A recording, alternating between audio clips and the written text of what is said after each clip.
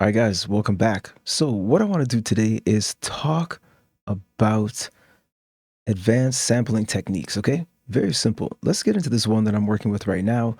It is one of those samples, like I mentioned in the previous one, that I got from Beautiful Beats. All right, so just decided to go in and go at these one at a time and just try a couple of different things for each.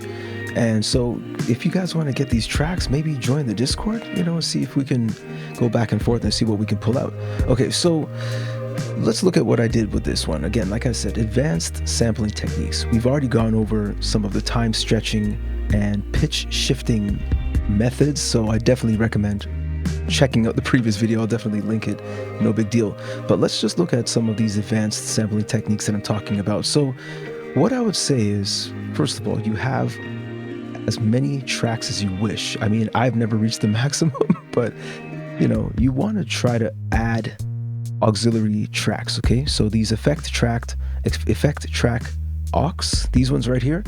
And what you can do is you can send your files out, or your songs out, your instruments out into these different channels, and you can affect them differently for each layer.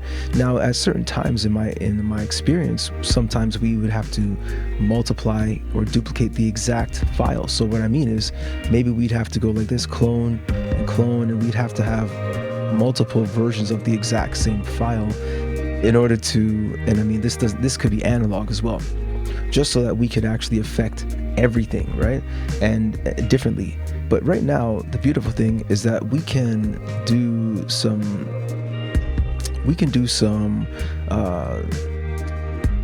pretty much like customizable sending with parallel processing, right? I've definitely mentioned parallel processing in the past, and I know a lot of you guys do know parallel processing, right? Leave a comment if you do, and perhaps share some of the tracks or some of the ideas that you use and some of the tools that you use, perhaps, so we can kind of see what you're up to. So I'm very curious to know personally.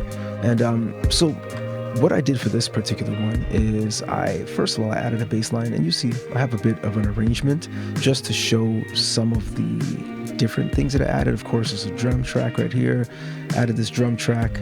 It's a drum track. It's good. It's simple. It gets to the point. Then I added some bass tones, okay, right here. But let's look into the actual sample. So we don't really need this one here that we just duplicated, and we don't need this one either. Okay, so let's get rid of those, and let's look into this here sample. Let's just go. Fine, let's go here. Okay. What we did was we have it sent through 1, 2, 3, 4, 5, essentially 5 or 6 different sends, okay, to process it in different ways. And you'll see these levels right here. First things first, let's say the first one I used was a granulizer. So of course I mentioned this again in a previous video about soundscapes and atmospheres, okay? The granulizer is an effect that I created with a variety of auto ducts just to create this stop and go type of feeling. Okay, so that's one effect I used, one method of processing I used. Okay, let's go back. And then the second one I did was a high pass filter. And here, what I also added, of course, I used my analyzer as usual to just take a look at the sound, maybe check out the stereo spectrum, see how it looks in the stereo field.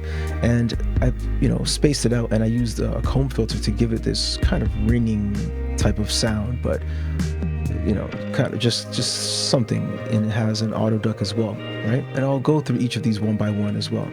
And then I also did a band pass. Okay, so I just chose a bit of a frequency range that I liked, that provided enough of maybe a melody, perhaps it was a vocal, maybe a little bit of a piano or guitar, something that could kind of stand out in the mix as clearly an instrument and not too much of a filtered mess or mix or blend. Okay, then I used just kind of another type of filter with some distortion to give it some body. But as you see, I gave it a little bit, I rolled off some of the bottom, rolled off some of the top, and I gave it a little bit more mid than the previous one, than the previous band pass. Okay, and then I also decided to go to a low pass filter, and this was of course to bring out more body and of course more width in the bass. If I were to add an analyzer, perhaps we could see, I'll push this up and it's not playing right now. As you see, there's no sample playing, but we go back here and we can check that and check the width. So you know, it's got some movement in there. If I took this off, maybe it would narrow it down. As you see, it narrows it down. So I use that to add some width because it is bass, and you know, it can be you know, omnipresent and just, you know, represented just all throughout, whether it's the stereo mix or the mono mix or whatever have you. Okay, so let's look at each of these, I suppose, on their own. Okay, let's go into here and right here. And so what I did was I essentially wanted to recreate the sample, but split it up into various levels.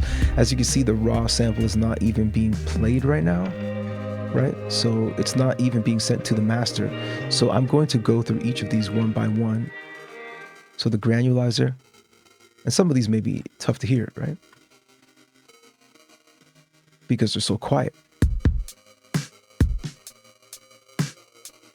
Okay, I'll turn it up just for now. I just wanted that. Okay, so that was my granulizer kind of effect. And then I put the high pass filter in. Okay, so it has that ringing type of sound. And let me drop the bass line. Okay. Okay. Then there's the band pass to bring a little bit more body, more warmth. It's going to cut out. So what we're going to do is we're going to come right here and continue back here. And I added a filter, another filter. Okay, to bring in that smoothness of that guitar, okay? And then I also brought in a low pass filter to give it more body. Okay.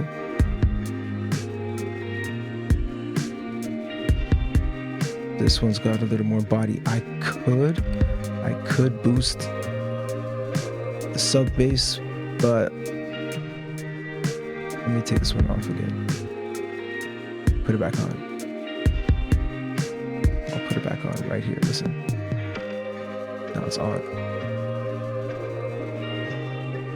Okay, and that's without the bass that I added, right? So I'll put these back in, right? So, you know, guys, there's so many different ways you can use these tools. It's it's really up to you to be creative and express yourselves how you wish. And like I said, I'm super curious to know how you guys do this type of stuff with your sampling, how you time stretch, you know, what methods you use within FL Studio Mobile to get across your ideas, guys. So I want to thank you so much for checking this one out, as usual, right? Winning with blends, guys. Share some feedback in the comments. I do appreciate it.